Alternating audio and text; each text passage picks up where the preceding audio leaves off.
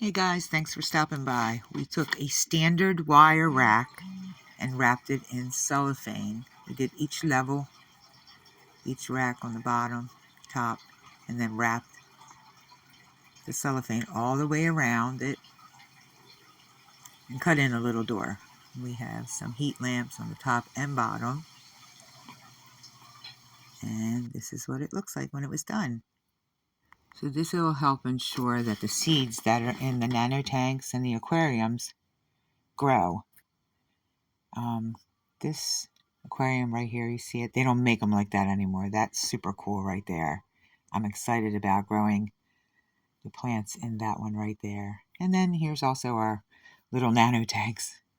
I don't know if you can see the thermometer right there in the corner, but it's a thermometer and it also tells you the humidity levels inside the greenhouse. So yeah, we're happy with this. I really enjoyed doing it too. It was kind of fun. I guess I'll have to let you see once our plants start growing. Thanks, guys.